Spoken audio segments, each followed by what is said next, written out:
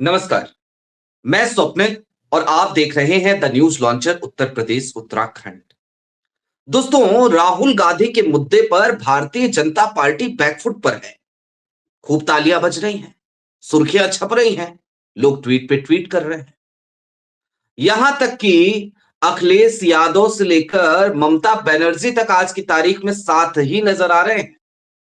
अखिलेश यादव ने तो सदन के भीतर यहां तक कह दिया कि पहले नेता विपक्ष को सुना जाए, वो जरूरी बात कर रहे हैं। सब साथ हैं राहुल के। लेकिन सवाल ये है कि जिनको होना चाहिए था वो कहां है और किनको होना चाहिए था। तो कांग्रेस के वो तमाम बड़े बड़े धुरंधर, बड़े बड़े महारथी जो बड़े बड़े पदों पर बैठे हैं और पदों की मारा मारी में लगे रहते हैं।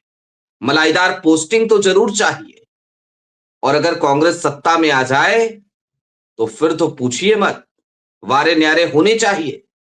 लेकिन आज राहुल के उठाए गए वो तमाम मुद्दे, एप्स्टीन फाइल का मुद्दा हो, इंडिया यूएस ट्रेड डील हो, नरवणे साहब की किताब हो, इन तमाम मुद्दों पर वो धुरंधर कहां है। कुछ धुरंधरों का नाम जरूर लेंगे और उसके साथ ही साथ चर्चा उनकी भी करेंगे जो कम से कम राहुल के साथ तो हैं। लेकिन आज जरा कांग्रेस पे विमर्श करना जरूरी हो चला है। सबसे पहले जरा संतोष जी को जोड़ लीजिए। संतोष भाई, बहुत बहुत स्वागत है। बहुत बहुत धन्यवाद स्वप्निल भाई, और the news launcher Uttar Pradesh Uttarakhand के भी तमाम दर्शकों को नमस्कार। जय। संतोष भाई, कुछ चीजें दिखा देते हैं, और कुछ नहीं, बस तीन चीजें जल्दी जल्दी से ले आइए भैया, जल्दी जल्दी ले आइए जरा, बहुत टाइम नहीं। हाँ, इंडिया यूएस ट्रेड डील के नाम पर भारत के किसानों के साथ विश्वासघात, Bharat America trade deal, Rahul Gandhi ने निकाली खामियां, पीएम मोदी से पूछे ये 5 सवाल। कल की तारीख में राहुल गांधी ने पूछे थे। हटाइए जरा अखिलेश यादव का ट्वीट लेकर के आइए तुरंत। ये डील वो डाल है जिसको उस पर बैठने वाला ही काट रहा है। ये डील हमारे देश की सिर्फ खेती मजदूरी ही नहीं, बल्कि हर तरह के पैदावार, उत्पादन, काम, कारोबार और रोजगार के खिलाफ है। ये वो अदृश्य जंजीर है जो पैसे के लालच में डूबे बिचौलियों की मानसिकता वाले खुदगर्ज भाजपाइयों को दिख नहीं रही है। जिन्होंने पहले हमारे लोगों को साक्षात जंजीर में बांध कर भेजा था, वो अब उन्होंने डील का जाल फेंक कर भाजपा सरकार को मजबूर कर दिया है। अब भाजपा के वो संगी साथी कहां भूमिगत हो गए हैं जो स्वदेशी का नारा लगाते थे। आत्मनिर्भर आत्मनिर्भर भारत की जगह भाजपाइयों को परनिर्भरता का नारा अपना लेना चाहिए। हटाइए। और सिर्फ एक इंडियन एक्सप्रेस की और खबर दिखाना चाहता हूं। कुछ लोग हैं जिन्होंने कांग्रेस से बहुत कुछ लिया, आजकल क्या करते हैं वो, ये मणिशंकर अय्यर हैं। Pinarayi Vijayan will be CM again, predicts Congressman Shankar Aiyar as he helps Kerala CPM government. हटा दीजिए। हालांकि इनको लताड़ा है पवन खेरा ने, उस तरफ बाद में चलेंगे। संतोष भाई, पहला सवाल, राहुल 5 सवाल पूछ रहे हैं, और बात सिर्फ 5 सवालों की नहीं है। राहुल हर दिन सुबह, दोपहर, शाम, उसको कहते हैं ना टॉनिक देना, तो टॉनिक देते हैं मोदी सरकार को आजकल। कभी वीडियो जारी कर देंगे, कभी ट्वीट कर देंगे, कभी मीडिया बाइट दे देंगे। और उनके सवालों से भारतीय जनता पार्टी बैकफुट पे है, ये भी हर कोई मान रहा है। मोदी सरकार बैकफुट पे है, ये भी हर कोई मान रहा है। अखिलेश भी साथ देते नजर आ रहे हैं। व्हाट अबाउट दोज लीडर्स जो आज की तारीख में अच्छे पदों पे बैठे हैं कांग्रेस में, अलग अलग प्रदेशों में? क्या उनको सड़क पे नहीं उतर जाना चाहिए था? क्या उनको पर्चे नहीं बांटने लगने चाहिए थे? अब तक घर घर तक राहुल के उठाए हुए मुद्दों को पहुंचा नहीं देना चाहिए था? देखिए स्वप्निल भाई, इसमें दो तीन चीजें हैं। आपने मणिशंकर अय्यर साहब का जिक्र किया, तो एक बड़ा दिलचस्प वाकया मेरे साथ है, हुआ है। पेट्रोलियम मंत्री हुआ करते थे वो, और कोई कार्यक्रम या शायद प्रेस कॉन्फ्रेंस थी, मुझे ध्यान नहीं आ रहा, लेकिन कुछ था। और शास्त्री भवन में वो उनका मंत्रालय हुआ करता था। उसी दिन ही गैस सिलेंडर की कीमत बढ़ी थी। तो मैंने उससे पूछा कि भैया हम्म। गैस की सिलेंडर की कीमत बढ़ गई है। कहीं और भी पत्रकार थे, तो बिजनेस पत्रकार ज्यादा थे, पॉलिटिकल पत्रकार हम एक दो लोग ही थे। तो हमने अपने स्टाइल में पूछा उनसे, तो उन्होंने कहा नहीं नहीं, इससे ज्यादा फर्क नहीं हम्म। पड़ेगा, पर डे इतने रुपया, कुछ उन्होंने कहा कि इतने रुपए बढ़ेगा। मैंने कहा पर डे इतने रुपए बढ़ेगा, मतलब आपके यहाँ सिलेंडर कितने दिन चलता है? तो उन्होंने कहा कि मेरे यहाँ तो 3 महीने हम्म। 4 महीने चल जाता है। मैंने कहा सर, यहाँ तो हम लोग चलिए मान लीजिए 7-8 लोग हैं, हम तो हमारा चल जाता है करीब 21-22 दिन एक सिलेंडर। लेकिन जो 3-4 लोगों की हम्म फैमिली भी अगर होगी, तो भी उनका 1 महीने से ज्यादा नहीं चलेगा। आप पता नहीं, या तो आप डेली बाहर ही खाने खाते होंगे या मंत्रालय में आके आप ब्रेकफास्ट लंच डिनर करते होंगे। तो ये जमीन से हम्म कटे हुए नेता की एक वानगी जो मैं आपको बता रहा था। अब आते हैं आपके सवाल पे। कांग्रेसियों की एक आदत रही है, आपको ये मानना पड़ेगा, कांग्रेसियों की भी आदत रही है, भाजपाइयों की भी आदत रही है। इस देश के पॉलिटिकल क्लास का एक मिजाज रहा है। वो मिजाज क्या रहा है कि आप सुबह देर से उठिए, दोपहर में एक प्रेस कॉन्फ्रेंस कर दीजिए, थोड़ा बहुत कुछ बयानबाजी जिनका जिक्र है वो कर दीजिए। अगर वो बयानबाजी नहीं करने हैं तो वो 2-4 लोगों से मिल लीजिए, थोड़ा सा हंसी ठहाका कर लीजिए, उसके बाद रेस्ट कर लीजिए, दोपहर में सो जाइए, शाम को उठिए, फिर देश की चिंता करिए और देर रात दावतों और पार्टियों में चले जाइए। उस हम्म कल्चर को मोदी और शाह ने बदला। और कांग्रेसियों के साथ एक और दिक्कत है, उनको लगता है कि जनता पलटकर हमारे पास ही आएगी, वो जाएगी कहाँ। लेकिन वो भूल हम्म गए कि इस बार उनका मुकाबला जो है वो मोरारजी देसाई और चरण सिंह वाली जनता पार्टी या लोकदल से नहीं है। इस बार उनका हम्म मुकाबला चंद्रशेखर और वीपी सिंह से नहीं है। इस बार उनका मुकाबला अटल बिहारी वाजपेयी से भी नहीं है, हालांकि अटल बिहारी वाजपेयी ने भी इनको 6 साल तक सत्ता से दूर रख दिया था। इस बार उनका हम्म मुकाबला 24 घंटे, सातों दिन, एक एक सेकंड सिर्फ चुनाव और चुनाव के बारे में सोचने वाले मोदी और शाह की जोड़ी से। तो मोदी और शाह ने भाजपा का क्लेवर तो बदल दिया। अब वहां नेताओं को आप दिन में तो छोड़िए, रात में भी सोने को नहीं मिल पाता है, हालत ये हो गई है। शायद ही हम्म कोई नेता होगा जो दोपहर का लंच करने के बाद अगर वो चाहे कि मैं सो जाऊं। 24 घंटे, सातों दिन का वर्कर बनाकर रख दिया है। अब कांग्रेसियों की बात पे आ जाते हैं। कांग्रेस अभी भी मेहनत करने को तैयार नहीं। और हम्म आपने कहा इस मुद्दे पर, राहुल गांधी के सवाल के मुद्दे पर सड़क पर आ जाए। अरे जब राहुल गांधी का अपमान हुआ, प्रियंका गांधी का अपमान हुआ, तब तो कोई बड़ा नेता इसी के कमरों से निकलकर सड़क पे आया ही नहीं। हम्म जनता से जुड़े मुद्दों पे कहां से आ जाए। और एक बात और देखिए, नरेंद्र मोदी जो पोस्ट करते हैं, आप देखिए क्या एक सिस्टम बना रखा है। मुख्यमंत्री उसको रिपोस्ट करेंगे, हम्म केंद्रीय मंत्री उसको रिपोस्ट करेंगे, भाजपा के पदाधिकारी उसको रिपोस्ट करेंगे। लेकिन आप राहुल गांधी पे चले जाइए और ये देख लीजिए कि सांसद तो छोड़िए, मतलब माफ कीजिएगा, निचले स्तर के कार्यकर्ता या राज्यों के प्रदेश अध्यक्ष तो छोड़िए, शायद ही सारे सांसद उनको रिपोस्ट करते हो। कांग्रेस पार्टी के सारे पदाधिकारी, चाहे वो मीडिया सेल में हो, चाहे वो हम्म। आईटी सेल इनका भी बना हुआ है, इस चाहे वो, मामले में सिर्फ इस मामले में सिर्फ केसी वेणुगोपाल को फुल मार्क्स जाएंगे, वो हर पोस्ट रिपोर्ट कर देते हाँ हैं। ठीक है, उसके बाद जो इनके पदाधिकारी भी हैं वो भी नहीं कर पाते हैं। इसलिए नहीं कर पाते हैं क्योंकि वो ये मान चुके हैं। देखिए दो ही वजह हो सकती हैं स्वप्निल भाई, या तो ये मान चुके हैं कि अब कुछ नहीं होने वाला है, हम्म या तो वो मान चुके हैं कि अब जो भी करेंगे राहुल गांधी ही करेंगे, राहुल गांधी लड़कर दिलाए। हाँ, सत्ता का सुख भोगना होगा तो हम जरूर भोगने आ जाएंगे। क्योंकि मैं फिर कहता हूं, लोग भले ही कुछ भी कहते रहे, लेकिन मेरा आज भी ये मानना है, और कैसे बात हुई, किससे बात हुई, इस बात का खुलासा करना तो यहाँ ठीक नहीं है, लेकिन मेरा ये आज भी मानना है कि कल को कांग्रेस पार्टी को अगर लोकसभा की 400 सीटें भी आ जाएगी तो भी राहुल गांधी प्रधानमंत्री नहीं बनेंगे।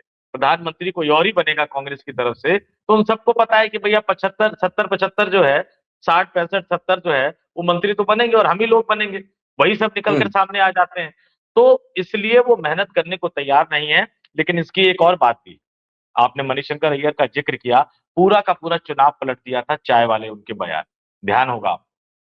हम्म राजनीति में कोई भी माहिर नेता कभी इस तरह का बयान नहीं देता कि सामने वाला जो है वो उसका राजनीतिक फायदा उठा ले।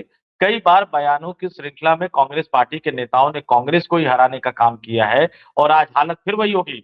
मणिशंकर अय्यर कह रहे हैं कि केरला में वो जीत जाएंगे। इधर प्रधानमंत्री मनमोहन सिंह के पूर्व एडवाइजर, मीडिया एडवाइजर जो भी आप कह लीजिए, बारू साहब कह रहे हैं कि पश्चिम बंगाल में ममता बनर्जी जीत जाएंगी। कांग्रेस हम्म। पार्टी के अंदर बीजेपी के स्लीपर सेल जो पूर्व हैं वो तो है ही, जो वर्तमान में भी कई सारे लोग हैं जो सब कुछ आराम से बैठे हुए संजय हैं। बारू तो खैर छोड़िए, संजय बारू तो छम है, संजय बारू का कोई लेना देना भी नहीं है। नहीं, संजय छम में बारू कोई ने तो नहीं, बकायदा एक प्राइम छम में मिनिस्टर कोई नहीं, किताब भी लिखी। हाँ नहीं नहीं, स्वप्निल भाई, छम में कोई नहीं है। हाँ। क्योंकि मनमोहन क्योंकि सिंह ने अगर उनको अपना मीडिया, सुनिए, संजय बारू तो वो व्यक्ति है जिनकी किताब पे बकायदा फिल्म बनी। नहीं, अगर वो मीडिया एडवाइजर बनाए गए थे तो वो भी मनमोहन सिंह, आपको लगता है क्या कि कांग्रेस के इकोसिस्टम से बिना पूछे उन्होंने कोई काम किया होगा? भाई उस फिल्म में तो व्यक्ति को, उन्होंने अपनी किताब में यही लिखा कि मेरी पर्सनल कैपेसिटी पे मुझे डॉक्टर साहब ने खुद बनाया। ऐसा कुछ होता नहीं है स्वप्निल भाई। हाँ तो जो जो लोग भी ऐसे लोगों को बढ़ाते हैं, जो लोग भी ऐसे लोगों को मेन स्ट्रीम में लाते हैं, भाई उसकी भी तो जवाबदेही तय होनी चाहिए। आपने किसी को प्रदेश अध्यक्ष बनाकर भेज दिया, आपने किसी को प्रदेश प्रभारी बनाकर भेज दिया, अगर वो डिलीवर नहीं कर पा रहे हैं तो उनकी जवाबदेही भी तो तय होनी चाहिए। बल्कि मैं तो थोड़ा सा और आगे बढ़ूंगा कि आपने उत्तर प्रदेश की जिम्मेदारी प्रियंका गांधी को दी और सबसे खराब प्रदर्शन कांग्रेस पार्टी का हुआ, प्रियंका गांधी की भी जिम्मेदारी तो तय की जानी चाहिए।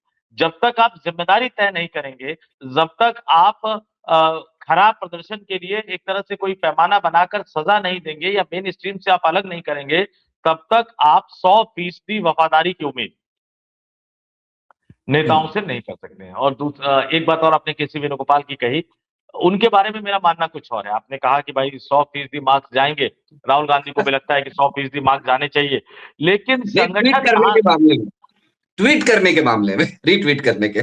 देखिए, संगठन महासचिव का काम हमेशा पार्टी के आला नेता के साथ चिपक कर रहना नहीं होता है। और उन्होंने तो लोकसभा में अखिलेश यादव की सीट तक बदलवा दी क्योंकि उनको साथ में बैठना था।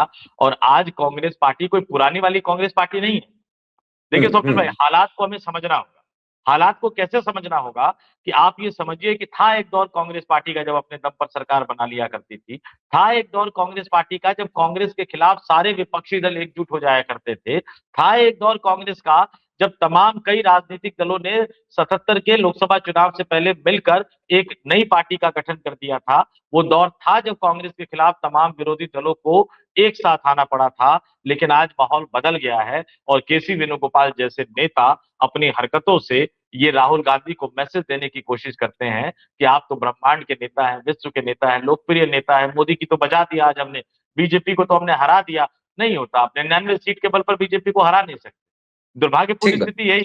हमें अटल बिहारी वाजपेयी की उस बात को याद करना पड़ेगा जब सदन के अंदर उन्होंने कहा था कि हमारे पास नंबर नहीं है, मैं नंबर के आगे सर झुकाता हूं, लेकिन हम फिर वापस लौट कर आएंगे। हमें राजीव गांधी की उस बात को भी याद रखना होगा कि 415 सांसदों वाले सांसद लेकर प्रधानमंत्री बनने वाले जब अगले चुनाव में उनके पास आज जो बीजेपी के पास जितनी सीटें हैं उससे थोड़ी सी कम सीटें आई थी, उन्होंने कहा था कि जनता ने हमें जनादेश नहीं दिया है। हालांकि कायदे से बीजेपी को भी 303 से 240 पर पहुंचा दिया, मतलब जनादेश नहीं दिया था लेकिन बना लिया उन्होंने। उस समय राजीव गांधी ने कहा कि मैं सरकार नहीं बनाऊंगा, तो आपको नंबर के गेम में तो पास होना पड़ेगा स्वप्निल भाई। और नंबर का गेम जब मैं देखता हूं तो मैं ये देखता हूं कि ये कांग्रेसी जो है, अब इनको आप आलसी कह लीजिए या इनको बीजेपी का स्लीपर सेल कह लीजिए, या इनको आप मेहनत करने से या एसी के कमरों से बाहर निकलने से डरते हैं। ठंड के मौसम में हीटर के से बाहर निकलने से डरते हैं, गर्मी में एसी से बाहर निकलने से डरते हैं। सबसे ज्यादा सांसद लोकसभा में भेजने वाला राज्य उत्तर प्रदेश, 80 सांसद भेजता है। कहाँ खड़ी है कांग्रेस आज की तारीख में यहाँ पर? कहाँ खड़ी है यहाँ पर? आप कांग्रेस के नेता बोलेंगे कि हम 200 सीटों पे लड़ेंगे, 250 सीटों पे लड़ेंगे, लेकिन माफ कीजिएगा 70-75 सीटों से ज्यादा 70-75 सीटें मैं वो बता रहा हूँ जहां पूरी ताकत से गठबंधन के साथ लड़ेंगे तो शायद 10-12% वोट मिल नसीमुद्दीन जाएगा। सिद्दीकी अभी कल ही की तारीख में उन्होंने सपा ज्वाइन की है। हाँ, एक समय जब मायावती जी की सरकार थी तो वो इतने कद्दावर नेता थे, उनको उप मुख्यमंत्री कहा जाता था। और एक समय वो भी था, वो कांग्रेस में लंबे समय तक ऐसा लगा जैसे है ही नहीं, और कल उन्होंने सपा ज्वाइन कर ली। मतलब आपने उनकी क्षमता का उपयोग नहीं किया, आपने नहीं उनकी कर क्षमता का सकते। हाँ। उपयोग नहीं किया। अब दूसरा आ जाइए महाराष्ट्र। लोकसभा में सांसद भेजने के मामले में दूसरे नंबर का राज्य महाराष्ट्र, 48। समझ ही नहीं आता कि वहां आप जिनके साथ गठबंधन करके बैठे हैं शरद पवार, वो आपके साथ है कि मोदी के साथ? हम्म। भाई कभी ना कभी तो आपको पूछ लेना चाहिए कि भैया आप साथ हो किसके। अगर उधर जाना है तो जाने दीजिए उनको परमानेंटली, फिर आप लड़िए। फिर आपने हम्म। वहां पर प्रदेश अध्यक्ष बनाया चुनाव के समय नाना पटोले को, जो बीजेपी से आए हुए थे। और उन्होंने जो हम्म। बयान दिया, उस बयान ने क्या कबाड़ा किया हम और आप सभी जानते हैं। तो 80 प्लस 48 हो गया। आप तीसरे नंबर पे आ जाइए, पश्चिम बंगाल, 42 सांसद भेजने वाला राज्य है। आप तय ही नहीं कर पाते कि आपको करना क्या है। अधीर रंजन चौधरी जिस तरह से ममता बनर्जी के खिलाफ उतरे हुए हैं, ठीक है, राष्ट्रीय स्तर पे आप गठबंधन कीजिए, टीएमसी भी वही करती है, लेकिन अधीर रंजन ठीक है। चौधरी को ये बताइए तो सही कि उनको करना क्या है, लड़ना है या उनको सहमत होना है। अभी राहुल गांधी ने क्लास ले ली, पश्चिम बंगाल के नेताओं को बुलाया, तमाम लोगों ने कहा, कुछ लोगों ने कहा हमें लेफ्ट के साथ जाना चाहिए, कुछ लोगों ने कहा हमें ममता बनर्जी से बात करना चाहिए। राहुल गांधी ने एक सवाल पूछा कि क्या टीएमसी ने आपसे अप्रोच किया है, प्रभारी और प्रदेश हम्म। अध्यक्ष से? दोनों मुंह हम्म। देखते रह गए एक दूसरे के। फिर दोबारा राहुल गांधी ने पूछा कि क्या तृणमूल कांग्रेस ने आपको अप्रोच किया है गठबंधन के लिए? उन्होंने कहा नहीं। तो उसके बाद कहा कि फिर what are you waiting for, किस चीज का इंतजार ठीक कर है। रहे हैं, जाइए हम्म। लड़िए। लेकिन आप उहापोह की स्थिति में नहीं लड़ सकते हैं। चौथे नंबर पे आ ठीक है। जाइए बिहार। लोकसभा सांसद 40 सांसद भेजता है, चौथे नंबर पे बिहार। बिहार में राष्ट्रीय जनता दल के साथ गठबंधन को लेकर अंतिम समय तक क्या कबाड़ा किया इन लोगों ने, हमने और आपने सबने देखा। ऐसा लगा कि जीती हुई बाजी इन्होंने एक तरह से प्लेट में सजाकर इन्होंने मोदी साहब को, अमित शाह को गिफ्ट कर दी। और पांचवा राज्य जो है, जो सबसे ज्यादा सांसद भेजने के मामले में है, 39 सांसदों वाला तमिलनाडु। तमिलनाडु में एक सिंपल फॉर्मूला है, देखिए डीएमके हो या एआईडीएमके हो, एआईएडीएमके ने भी बीजेपी को कह दिया कि भैया गठबंधन तो करेंगे लेकिन पावर शेयरिंग नहीं करेंगे। डीएमके भी वही कह रहा है कांग्रेस को कि गठबंधन कर लीजिए लेकिन पावर शेयरिंग नहीं करेंगे। अब कांग्रेसी वहां अड़ गए हैं कि नहीं नहीं, हमें तो इतना सीट चाहिए, ये मंत्रिमंडल चाहिए। अरे एक जमाने में आपके पी चिदम्बरम को जीतने के लिए डीएमके की जरूरत पड़ती थी, सांसद जब लोकसभा के जीते थे वो। आपको व्यवहारिक परिस्थितियां समझनी होगी। तो आप ये समझ लीजिए इन पांचों राज्यों का 80 प्लस तमिलनाडु को लेकर के तो मेरी कई लोगों से बात हुई संतोष भाई, वहां पे इनके पास एक गोल्डन अपॉर्चुनिटी थी। हाँ। एक जुआ ही खेल लेते भाई, चले जाते एक बार टीवी के साथ, जाके देख लेते क्या फर्क पड़ जाता। वैसे भी नहीं थे, उसके लिए मेहनत करनी पड़ती। तो इन पांचों राज्यों की हालत 80 प्लस 48 प्लस 42 प्लस 40 प्लस 39 समझने वाले प्रवीण चक्रवर्ती, मैं इनसाइड इंफॉर्मेशन दे दूं कांग्रेस की, चक्रवर्ती रो रो के मर गए, छाती पीटते रह गए, नाराज होते रह गए। अंत में हुआ ये कि चक्रवर्ती साहब की क्लास लगा दी गई और राहुल गांधी से लगवाई गई, किसी और से नहीं। जबकि चक्रवर्ती साहब ने सारी सेटिंग बना ली थी, टीवीके के साथ गठबंधन हो भी जाता। टीवीके की तरफ से ऑफिशियल स्टेटमेंट है कि कांग्रेस हमारी स्वाभाविक साथी है, स्वाभाविक साथी है। डीएमके के खिलाफ है वो, बीजेपी के खिलाफ है वो, लेकिन कांग्रेस हमारी स्वाभाविक साथी है, ये बयान आता है। राहुल और विजय की मुलाकात 2009 में हुई थी, जब विजय आना चाह रहे थे राजनीति में, बाद में नहीं आए। आज एक अच्छा मौका था लेकिन नहीं। और विजय के साथ राहुल के आने का मतलब संतोष भाई, जहां तक मुझे लगता है, इसका असर सिर्फ तमिलनाडु में नहीं होता, इसका असर और भी राज्यों में होता। खास तौर पे आंध्र प्रदेश में आपकी स्थिति काफी मजबूत होने की संभावनाएं थी, एक अच्छी फैन फॉलोइंग है विजय की वहां भी। खैर आप कंप्लीट कीजिए। नहीं, आप इसमें एक चीज और भी देखिए, आपको ये तय करना पड़ेगा। इन पांचों राज्यों का मैंने आपको बता दिया 249। इस 249 सीट पर आप कहां खड़े हैं 543 में से? फिर आप अपने नेता को सपनों की दुनिया में रखने के बजाय रियल सिचुएशन क्यों नहीं बताते? रियल सिचुएशन बताइए, गठबंधन कीजिए। भैया आज बीजेपी जहां पे खड़ी है स्वप्निल भाई, वो गठबंधन से ही तो शुरुआत करी थी उन्होंने। कैसे करी थी? अकेले लड़ते थे, कोई सुनने को तैयार नहीं होता था। मैं इससे भी उतना इत्तेफाक नहीं रखूंगा। मैं तो ये कहता हूं गठबंधन कीजिए या मत कीजिए, नहीं करना है गठबंधन तो लड़िए ना, फिर आज से जुट जाइए। 2027 में चुनाव है ना उत्तर प्रदेश में। कौन सा नेता, इमरान मसूद की यात्रा निकलने वाली है, पता नहीं कब निकलेगी। पता चल रहा है उसमें इमरान प्रतापगढ़ी फूफा बने बैठे हैं कि इमरान मसूद को कैसे मुस्लिमों का नेता बना दिया जाएगा उत्तर प्रदेश का। तो ये इस तरीके से अगर करेंगे तो इससे अच्छा है कि भैया आप पीछे पीछे ही लगे रहिए। बिहार में जो बुरा असर हुआ, आपने जिसका जिक्र किया, उसका एक सबसे बड़ा कारण क्या ये नहीं था कि बिहार में जो काफी सारे नेता थे कांग्रेस के, उनमें से अधिकतर ऐसे थे जो लालू जी के घर से ही कांग्रेस चलाते रहते थे। तो ऐसे नेताओं को पहचानिए, इनको बाहर निकालिए पहले। अगर आपको अकेले ही लड़ना है तो आप ये काम तो कीजिए। जी संतोष भाई। नहीं, और कीजिए, और प्लस जो है वो आप उसको इम्प्लीमेंटेशन के उसमें ले जाइए। देखिए अगर आपको रणनीति बना, मान लिया कि आपको अलग लड़ना है, तो उसकी तैयारी 1 साल, 1.5 साल, 2 साल पहले कीजिए। अब दिक्कत क्या है कि कांग्रेसी में देखिए, आपको ये सिस्टम समझना होगा। देखिए बीजेपी से लड़ना है तो बीजेपी के पैटर्न पे आपको जाना होगा। कांग्रेस में जो जिम्मेदारी मिलती है वो ऊपर से जिम्मेदारी मिलती है। और माफ कीजिएगा, मैं आपको बता दूं कि भैया 2009 का लोकसभा चुनाव, 2009 के लोकसभा चुनाव के बाद राहुल गांधी की ब्रिगेड से कई युवा नेताओं को मंत्री बनाया गया। अब जैसे उत्तर प्रदेश से आरपीएन सिंह और जितिन प्रसाद, क्या किया था इन्होंने उत्तर प्रदेश में कांग्रेस संगठन को मजबूत करने के लिए? क्या किया था इन्होंने? मध्य प्रदेश से ज्योतिरादित्य सिंधिया, ग्वालियर और गुना ग्वालियर संभाग को छोड़कर बाकी मध्य प्रदेश में पार्टी को मजबूत करने के लिए क्या किया था इन्होंने? ठीक बात है। आप आ जाइए मिलिंद देवड़ा, क्या किया था इन्होंने? सिर्फ एक का इन्होंने सदुपयोग किया कि कि सचिन पायलट को लेके आए, सचिन पायलट को राजस्थान की भी जिम्मेदारी दी और राजस्थान में चुनाव वो जितवा कर लेकर आए थे, लेकिन उनको जो मिलना था वो उनको मिल नहीं पाया। आपको नेताओं की क्षमता समझनी होगी, नेताओं को जिम्मेदारी देनी होगी और उनको प्रोटेक्ट करना होगा। देखिए, शिकायतों का बड़ा अंबार लग जाता है। अगर आपने किसी को जिम्मेदारी दे दी और वो वहां पहुंच गया और वो सबको हड़काने लगा, दौड़ाने लगा, काम करवाने लगा, तो उसकी सबसे ज्यादा शिकायतें पहुंचेंगी। अरे आज असम में यही हुआ है, आज असम में यही हुआ है संतोष भाई।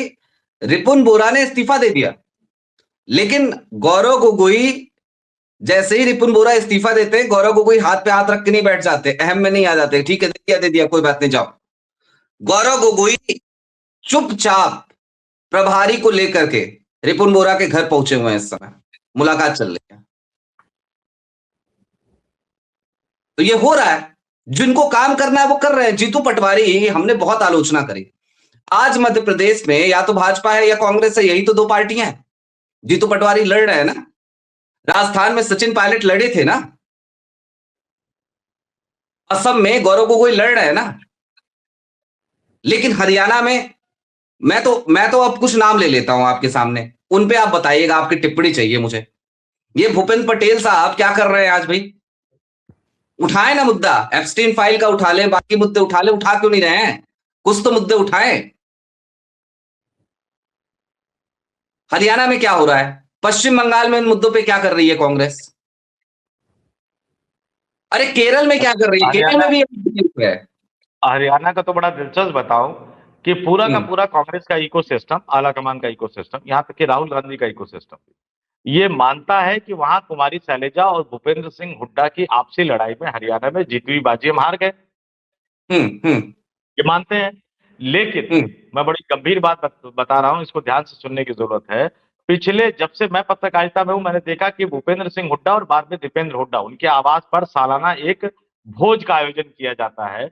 ऐसे माहौल में जब आप हरियाणा में बदलाव की मुहिम में जुटे हुए हो, उस 20-25 सालों से जो वो भोज दे रहे हैं, इस बार उनका भोज कामयाब हो गया, क्योंकि राहुल गांधी और प्रियंका गांधी दोनों ही पहुंच गए थे उनके घर। दोनों ही पहुंच गए। दोनों ही पहुंच गए थे तालकटोरा रोड पे। तो फिर आपने क्या हम्म, मैसेज दिया? आप हरियाणा में जाते हो और अपने जिलाध्यक्षों को, नेताओं को कहते हो किसी के दबाव में नहीं आना है, जो पार्टी के हित के लिए वो काम करना है। लेकिन जो हम्म, व्यक्ति दबाव डाल के, वो क्या नाम था जो सर्वे करते थे उनका, मैं नाम भूल रहा हूं उनका, कानून ऐसा कुछ नाम था उनका।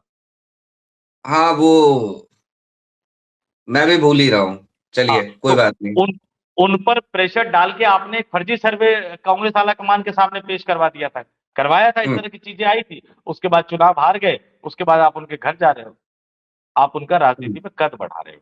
राजनीति में मैसेज का अपना एक अलग महत्व होता है। और आपको याद होगा, पिछले साल की बात है, शायद पिछले से पिछले साल, ये शायद पिछले साल की, हमने एक शो किया था जब राहुल गांधी गुजरात में जाकर कह आए थे कि बीजेपी के एजेंट है हमारे यहाँ, जो हमारी पार्टी में है और बीजेपी के लिए काम करते हैं, और ऐसे 20-25, 30-35, 40 नेताओं को अगर पार्टी से निकालना पड़े तो निकाल देना चाहिए। वो दिन है और आज का दिन।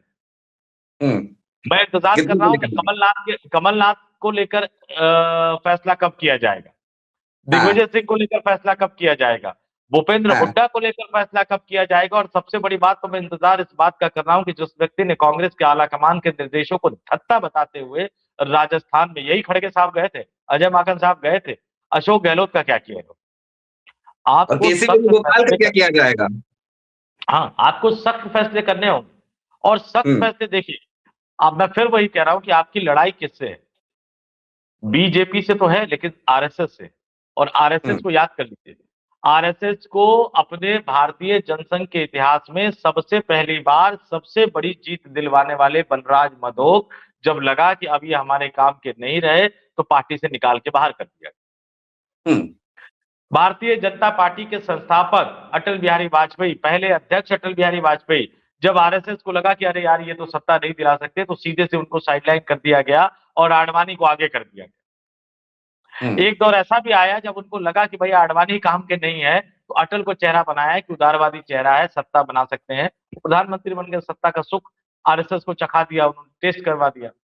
फिर एक दौर ऐसा भी आया जब उनको लगा कि आडवाणी किसी काम के नहीं है, तो बुरी तरह से बेइज्जत करके, स्वप्निल भाई मैं दर्शकों से कहूंगा याद रख ले कि लाल कृष्ण आडवाणी जैसे दिग्गज नेता 2009 का वक्त मोहन भागवत आरएसएस के मुखिया बने, और लाल कृष्ण आडवाणी को जाकर सर झुकाना पड़ा आरएसएस के मुख्यालय नागपुर में जाकर। तब जाके उनको बीजेपी ने पीएम पद का उम्मीदवार बनाया था 2009 के लोकसभा चुनाव में। लेकिन जब हार गए तो आडवाणी जैसे दिग्गज नेता को भी साइडलाइन करने में मोहन भागवत जैसे युवा संघ प्रमुख को समय नहीं लगा। नितिन ठीक बात है। गडकरी को जब लगा कि काम के नहीं रहे तो मोदी को लेके आए, और अब उनको लग रहा है कि मोदी काम के नहीं है तो पूरा का पूरा जो आरएसएस का इकोसिस्टम है वो मोदी के फैसलों के खिलाफ अब सोशल मीडिया पर एक माहौल बनाता हुआ नजर आ रहा है। उनको लगेगा कि मोदी बोझ बन गए तो मोदी को निकालने में भी एक सेकंड की देरी नहीं लगाएंगे। यहाँ तो आप आला नेतृत्व को तो छोड़िए, जो निचले स्तर के नेता है उनको भी आप एक मैसेज नहीं दे पा रहे हैं, और मैं आज तक इंतजार कर रहा हूँ। आप ध्यान से देखिएगा, एक एक चीज को बताता हूँ मैं। कन्हैया कुमार कहाँ है? गए थे अभी कहाँ? जेएनयू, फिर से ऐसा लगा जैसे वामपंथी रंग में रंगे पड़े हैं। नहीं, कहा जब उनको बेगूसराय में यात्रा निकालनी थी तो राहुल गांधी को ले गए। जब दिल्ली में हम्म। उनको चुनाव लड़ना था, जब गठबंधन हुआ तो उनको लगा कि भाई कांग्रेस तो वोट नहीं दिलवा पाएंगे, तो सबसे पहले जाके अरविंद केजरीवाल के आगे सर झुकाते हुए नजर आए। फिर भी चुनाव हाँ। नहीं जीत पाए। जितने महत्वपूर्ण मुद्दे होते हैं जिस पर युवा कांग्रेस के नेताओं को सामने आना चाहिए, कन्हैया कुमार नदारद रहते हैं, गायब रहते हैं। फिर भी आपने उनको पद दे रखा है। हम्म। और जो लड़ते बढ़ते थे, जिन्होंने युवा कांग्रेस को एक पहचान दिलाई, उस व्यक्ति को आपने कहाँ रखा हुआ है? हम्म। देखिए, दो चीजें समझनी होगी। आपको हर मोर्चे में एक नया नेता तैयार करना होगा और उनकी बात को सुनना होगा। मैं फिर से दोबारा हम्म। दोहरा रहा हूं, उनकी बात को सुनना होगा। उनके खिलाफ शिकायत आएगी तो उनसे सीधे बात करनी होगी। आपको हर स्टेट में एक लीडरशिप तैयार करना पड़ेगा। स्थिति कांग्रेस की इतनी खराब इसलिए हो गई है कि धीरे धीरे फेज वाइज उन्होंने हर स्टेट में अपने मजबूत नेता को एक तरह से किनारे लगा दिया, दूसरी तरह से मैं कह दूं ठिकाने लगा दिया। और आज जो राहुल गांधी के इर्द गिर्द जो नेता मौजूद है, एक दो चार को छोड़कर बाकी सभी जो है वो रीढ़ विहीन नेता है। उनके पास एक विजन नहीं है, इलेक्शन स्ट्रेटेजी नहीं है, चुनाव कैसे जीता जाए वो नहीं है, और सबसे बड़ी बात है कि उसमें से कुछ नेता ऐसा लगता है कि वो बीजेपी के पेरोल पर है, बीजेपी के लिए काम कर रहे हैं और सेल्फ गोल करते हुए नजर आते हैं। जैसे लगता है कि राहुल गांधी हावी होने की कोशिश करते हैं, कांग्रेस के अंदर से कोई बुलबुला छूटता है और फिर राहुल गांधी एक तरह से कमजोर होते हुए नजर आते हैं। और उससे भी बड़ी बात है, मैं फिर कहूंगा कि एक सही पिक्चर आपके पास लेकर जानी बहुत जरूरी है। भैया, आप 350 400 450 लोकसभा सीट पर लड़कर अगर 99 जीत पा रहे हैं तो क्यों लड़ रहे हैं? और मैं फिर कह रहा हूं कि बीजेपी को सरकार बनाने के लिए 240 और 250 कम से कम चाहिए। कांग्रेस पार्टी को बीजेपी को हटाने के लिए सिर्फ 140 से 150 सीट चाहिए। 100 सवा 100 सीटों का अंतर है। कांग्रेस को अगर 300 या 250 सीटों पर भी लड़के कम से कम एक लोकसभा चुनाव में अगर वो 130 140 पर आ जाती है और बीजेपी को बाहर कर देती है, तो शायद वो विन विन सिचुएशन होगी। लेकिन ये बताएगा कौन, ये समझाएगा कौन? ये तो उनके आसपास के लोगों को ही बताना होगा। और एक बात और आप समझिए, लेफ्ट के इकोसिस्टम से आप बीजेपी को नहीं हरा सकते। हम्म। लेफ्ट बैकग्राउंड से आने वाले कन्हैया कुमार को आपने तवज्जो दी। आपके दोनों भाई बहन के इर्द गिर्द जो है वो लेफ्ट विचारधारा के लोग हैं। ये लोग भूल जा रहे हैं, मैं फिर कहूंगा, ये लोग भूल जा रहे हैं, जवाहरलाल नेहरू प्रोग्रेसिव विचारधारा के थे। एक तरह से आप समझ लीजिए कि आधुनिक मार्क्सवादी विचारधारा के थे। लेकिन सनातनी परंपरा से उन्होंने कभी परहेज नहीं किया और जनेऊ पहन के वो बाकायदा कुंभ में स्नान करने जाया करते थे और फ्रंट पेज पर उनकी भी फोटो छपा करती थी। इंदिरा गांधी जी। ने भी हिंदुत्व और सनातनी परंपरा से कभी किनारा नहीं किया। याद कर लीजिएगा राजीव गांधी को, ताला जो खुलवाया था राम मंदिर का वो गलत राजीव लगाया था। गांधी ने खुलवाया था। कई चीजों पर हम्म। कांग्रेस इतनी डिफेंसिव क्यों होती है ये मेरी समझ में नहीं आता है। आपको वो बैलेंस बनाकर निकल कर चलना पड़ेगा। और उससे भी बड़ी बात मैं आपको बता दूं कि जिस व्यक्ति ने भी राहुल गांधी के दिमाग में ये डाला है कि आप ओबीसी ओबीसी के मुद्दे को उठाइए, आपको राजनीतिक फायदा होगा, उससे बड़ा कांग्रेस का नुकसान पहुंचाने वाला कोई नहीं है। क्योंकि ओबीसी को अगर वोट देना होगा तो वो उत्तर प्रदेश में अखिलेश यादव को देगा या राहुल गांधी को देगा? हम्म। अगर ओबीसी को वोट देना होगा तो वो बिहार में लालू यादव को देगा या राहुल गांधी को देगा?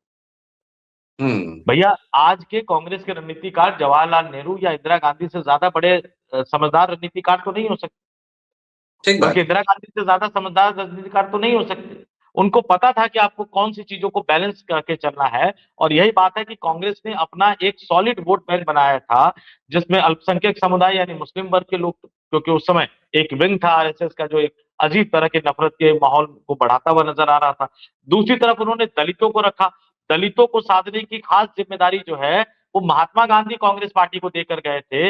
महात्मा गांधी ने जगजीवन राम को दलित नेता के तौर पर जवाहरलाल नेहरू की सरकार में मंत्री के तौर पर शामिल करवाकर कांग्रेस पार्टी को दलितों का कल्याण करने की एक बड़ी जिम्मेदारी थी और दी थी। और तीसरा वर्ग जो था, जो अपर कास्ट जिसको हम अगड़ी जातियां कहते हैं, जिसमें ब्राह्मण और अन्य अगड़ी जातियां आती हैं, इन सबको साथ कर ही कांग्रेस ने एक मजबूत वोट बैंक बनाया था। कांग्रेस पार्टी जो है वो उस मजबूत वोट बैंक से किनारा करती जा रही है, वो एक तरह से उनको छोड़ती हुई जा रही है। और जिस किसी नेता ने भी कांग्रेस पार्टी को एडवाइस दी थी, मैं ये मानता हूं कि राहुल गांधी को सबसे पहले उस नेता को जरूर कांग्रेस से बाहर का दरवाजा दिखा देना चाहिए। ठीक बात है। जरूर बाहर का दरवाजा दिखा देना चाहिए, लेकिन बाहर का दरवाजा बहुत लोगों को दिखाना चाहिए फिलवक्त कांग्रेस को। और इसका इंतजार लंबे समय से हो रहा है। कुछ को घर बिठाना चाहिए, कुछ को बाहर का रास्ता दिखा देना चाहिए, लेकिन होता हुआ फिलहाल कुछ नजर नहीं आ रहा है। होता हुआ अगर कुछ नजर आ रहा है तो वो यही है, और ये बहुत कड़वी बात है। कांग्रेस के समर्थक जाहिर सी बात है नीचे कमेंट बॉक्स में अच्छी अच्छी बातें कर सकते हैं, उसके लिए आप स्वतंत्र हैं, लेकिन सच्चाई यही है। और ये कहते हैं ना कि तल्ख हकीकत को स्वीकार करना चाहिए। तो तल्ख हकीकत यही है कि राहुल गांधी के उठाए गए मुद्दों पर विपक्ष के और दल तो साथ आके खड़े हो जा रहे हैं, लेकिन what about Congress senior leaders? ये सवाल राहुल के सामने भी है। बहरहाल अभी के लिए दीजिए इजाजत, कल फिर होगी मुलाकात। बहुत शुक्रिया संतोष भाई। नमस्कार।